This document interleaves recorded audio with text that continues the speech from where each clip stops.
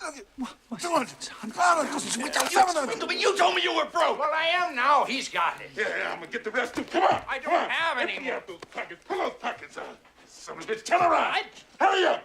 Hurry up. Hey. Oh, I'm sorry. Give me that.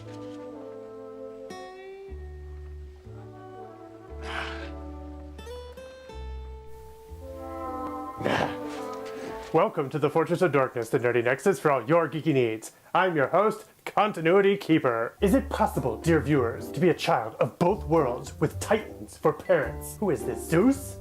Yes. A little Cirrus, and a touch of Nimbostratus, and a dash of Cumulus. You can combine clouds all you want, Zeus, but it's still just, oh Jesus, it's alive! Cliff Notes is taking a look at a very special exception to all the rules with access from, am I reading this right? Marvel and DC? Axel Asher was created by Ron Mars and Dan Jurgens for 1996's DC vs. Marvel miniseries. Axel is unique, as he is a character both owned and shared between Marvel and DC. His creation allowed the two companies to establish crossover events due to his power set. And what are those powers, you ask? Axel can create interdimensional gateways topped with a certain level of time travel. He can also sense happenings in other dimensions. But perhaps his most unique ability is that by touching two heroes, he can create an amalgamation of them. I guess, like all good tales, we start with an unarticulated bum and a more articulated box. What is this, a Todd McFarlane story? Axel Asher was your average teenage New Yorker when he ran into Toddy Mac's fetish. But this was no ordinary box for an ordinary boy. But this is not a gift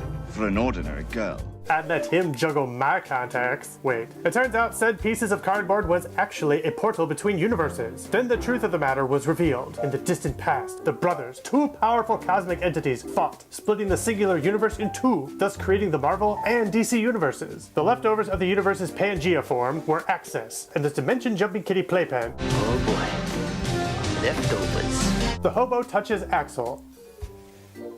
That sounds wrong, and turns him into Access, the latest in a line of guardians who protect this secret. Meanwhile, chaos ensues as both the big two comic book titans worlds begin to cross over, and the heroes begin fighting each other because reasons. To prevent further bloodshed, Axel merges the heroes together, creating the Amalgam Universe, and the only way to make Batman cool, turning him into Dark Claw. With the help of the Living Tribunal and the Spectre, Axel restores the heroes to their original states, but the conflict between the two brothers rages on. The brothers kill the heroes, and upon tapping into the memories of Captain America, and for some reason Deus Ex Machina, not Superman, they realize the error of their ways. Making peace, they restore the worlds to what they once were. Please wait.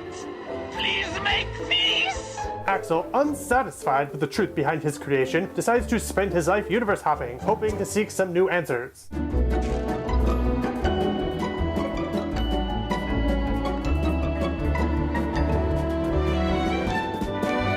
I feel like this was all just a giant metaphor for fanboyism. Apparently, this became Axis' sole purpose in life, as once again, he had to prevent Dr. Strangefate, who is actually James McAvoy, don't ask me why, from merging the universes. After this, he goes seeking the superior Green Lantern, Kyle Rayner's help, but finds his girlfriend Jade instead. Unable to find Kyle, and apparently being super impatient for a guy with time-traveling abilities, he decides to go find the Silver Surfer instead. But plot twist! The bum he met earlier was just himself from the future. Who the hell are you?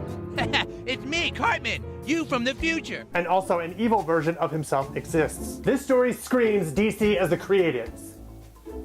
If you doubt us, click here. And has teamed up with Darkseid to once again put the two universes in disarray. You know where this is going. Merging his mirror universe counterpart with himself, Axel prevents calamity, but becomes a being of two worlds. He leaves his girlfriend and goes off to live in the multiverse, but not without saying he'll be back. So what's shrinking his codpiece these days? Nothing, because he hasn't been in a comic since the 90s. And DC is the only of the two parent companies he calls parents to use him in anything other than a crossover. He was mentioned in 1999 Superman Fantastic Four crossover, but wasn't present for any subsequent events. I guess Marvel and DC denied him access.